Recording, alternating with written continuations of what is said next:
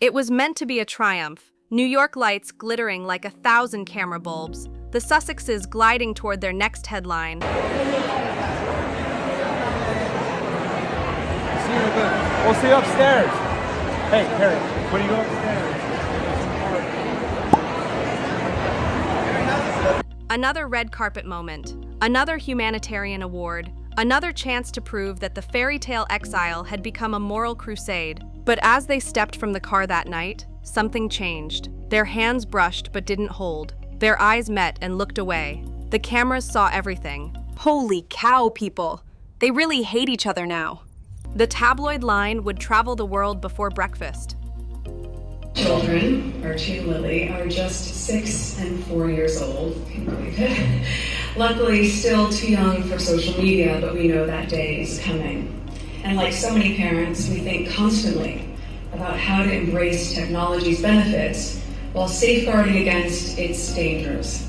And that hopeful intention of separation is rapidly becoming impossible. Now, 2 years ago, we first spoke publicly about the work we've been doing with parents around social media's devastating impact on their children. There was no better place to share this than on World Mental Health Day with Project Healthy Minds. Their dedication to expanding access to mental health support is exactly what we aim to do. Yet behind that one quote lay a deeper truth. The performance was cracking, and no amount of PR polish could hide it. While back in London, King Charles and Prince William stood side by side at a climate summit. Father and son united. Their estranged relatives were unraveling in front of hundreds of flashing lenses. A single evening, two worlds. One built on legacy, the other on illusion. And somewhere between applause and silence, the dream of freedom began to sound like a hollow echo. Was this just another awkward public appearance, or the beginning of the end? The story of that night can't be told without rewinding 4 years back to the moment the couple walked away from the palace gates and into global controversy. They called it Megxit. The press called it betrayal.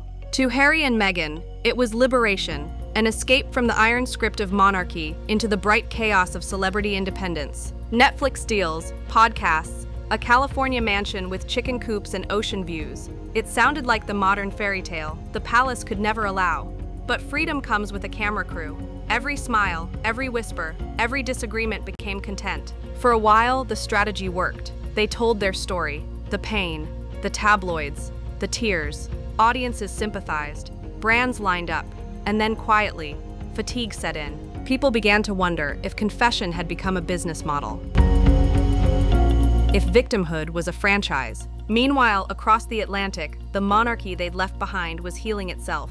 Prince William and Catherine took the spotlight, steady and warm. King Charles, despite illness and controversy, carried on with measured dignity. The royal machine, slow, ancient, relentless, moved forward. And that left the Sussexes fighting to stay relevant.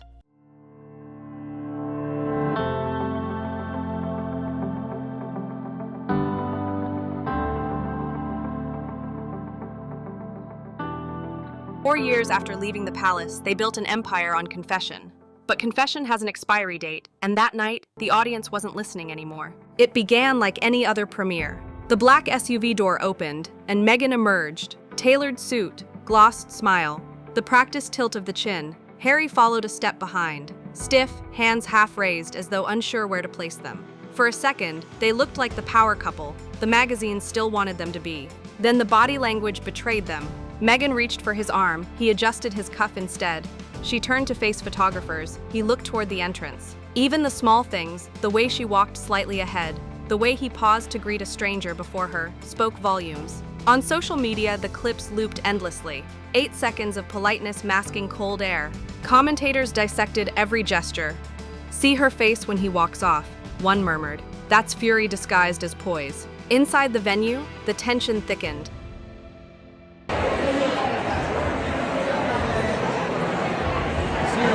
We'll see you upstairs. Hey, Harry, when you go upstairs. Harry forced a smile for the cameras, arm loosely around her back. She angled toward the lens. He looked anywhere else. They were together, but only in the frame.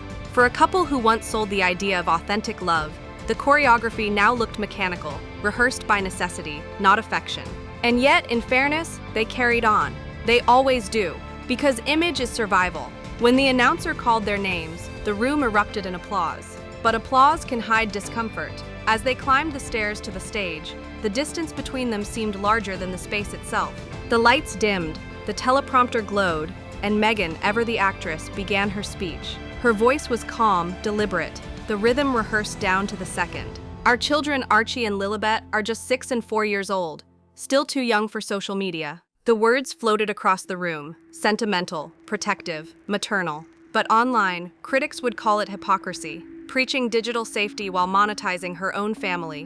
One headline would read, "Harry stood behind her, expression fixed. He used to watch her speak with open pride. Now he stared into the crowd as if counting the seconds." When she mentioned the dangers of online influence, his jaw tightened, a subtle gesture caught by every phone in the audience. 1,000 screenshots turned into 1,000,000 opinions. No amount of PR spin is going to deal with that body language, a pundit would later say. Then came the small but telling deviation. Harry did not introduce his wife, as he always had. No gentle preamble, no affectionate handover. She simply took the microphone.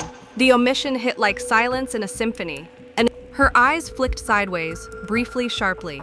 Sharply, that look would launch 100 thumbnails, the glare that shook the marriage. And Harry, he didn't flinch, didn't smile, didn't care, or couldn't care less. When it was his turn, he stepped forward, thanked the sponsors, and read his lines with a voice drained of color. Tonight we gather to focus on what remains one of the most pressing issues of our time.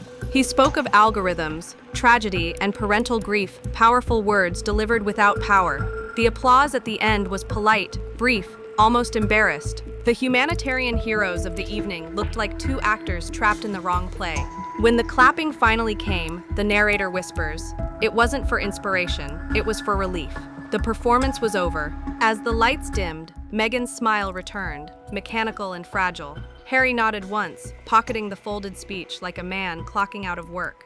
And outside, the headlines were already writing themselves. When the house lights came up, the applause faded faster than their smiles. In the brief silence between speeches and champagne, the illusion crumbled. By sunrise, the story was everywhere. Body language experts say it's over. Disastrous New York appearance sparks feud rumors. The words raced across the digital landscape like wildfire. Clips of their awkward glances were dissected frame by frame. One slowed down Harry blinking mid-sentence. Another zoomed in on Meghan's forced laugh. In the modern royal circus, emotion isn't private, it's a commodity. And for two people who built their empire on vulnerability, the market had turned cold. Now the narrative was controlling them. "It's unraveling in real time," one pundit said. "They can't even fake affection anymore." What made it sting most wasn't the ridicule, it was the indifference. The world wasn't shocked, it was tired. After years of confessions, interviews, and public grievances, the audience had stopped rooting for them. People no longer asked why they left the royal family. They asked why they still talked about it. The New York Gala was supposed to be Redemption Humanitarians of the Year, a symbol of purpose beyond palace walls. Instead, it became Exhibit A, in the case for public burnout.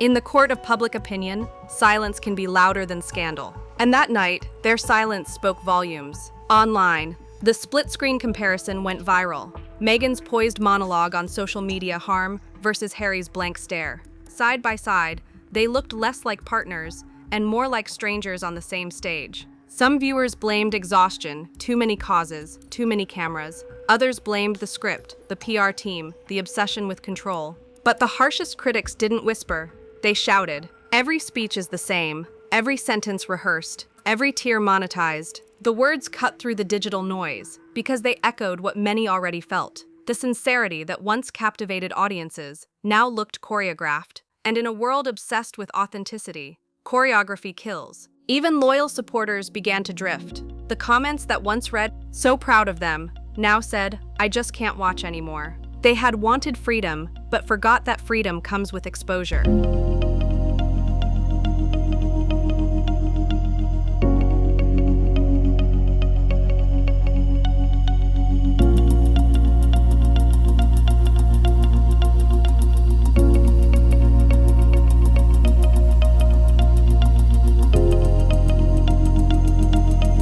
Without the palace's walls, there's nowhere to hide from the mirror of public opinion. That mirror on this night was merciless. But the real whispers that followed the gala weren't about the speeches. They were about him, Marcus Anderson, the quiet man always a few steps behind. For years, his presence had been dismissed as coincidence, friendship, or professional proximity. But now, his shadow loomed larger. He's everywhere, one insider whispered. At dinners, galas, even family trips. The pattern was impossible to ignore.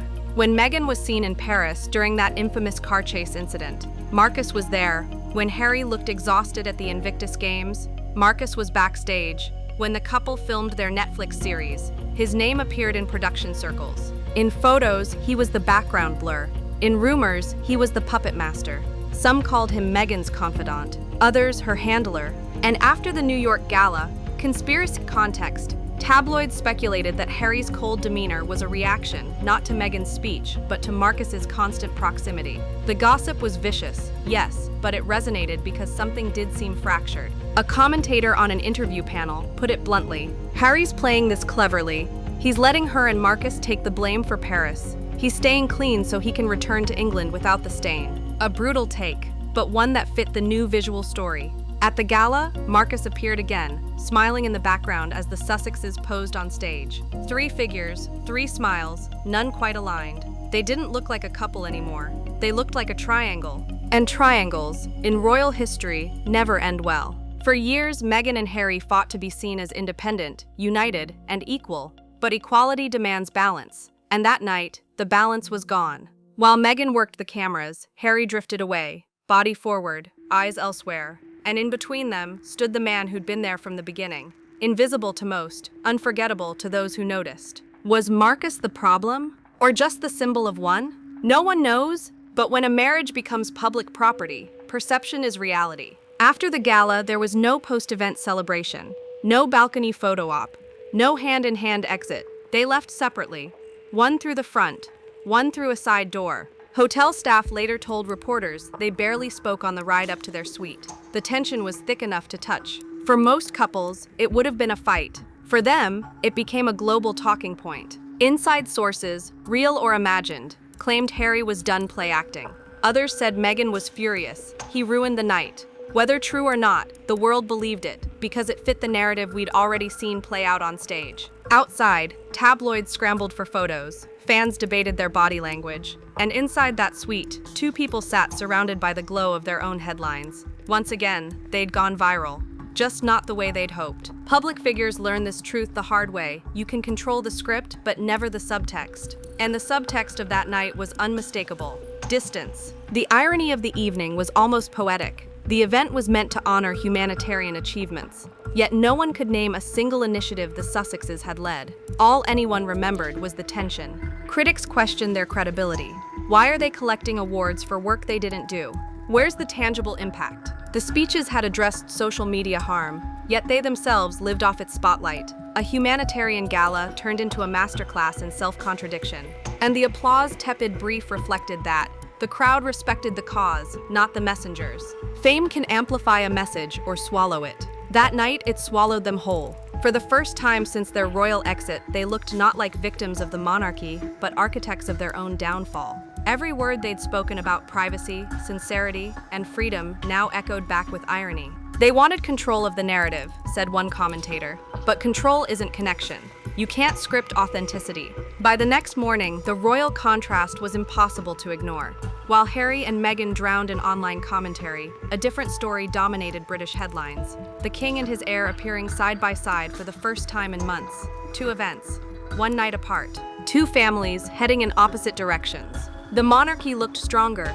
The exiles looked lost. And yet, beneath all the gossip and body language breakdowns, a darker truth lingered. The fractures weren't just public, they were personal. The cracks we saw under the New York lights had begun long before the cameras rolled. In the next chapter, those cracks widen, spilling from fashion columns to family crisis, from charity stages to Buckingham Palace corridors. Because while the Sussexes struggled to hold the world's attention, the rest of the royal family quietly reclaimed it. The morning after the gala, every newspaper in Britain carried the same image, not of smiles or speeches, but of tension. The Daily Mail called it the glare. The Mirror chose breaking point. And while commentators tore apart every expression,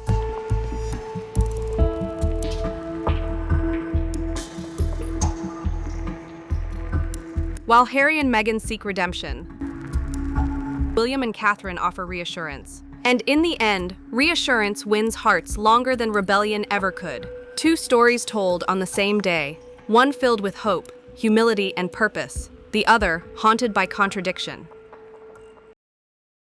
Thank you for watching, and please like this video if you enjoyed it, and click here to watch my next video.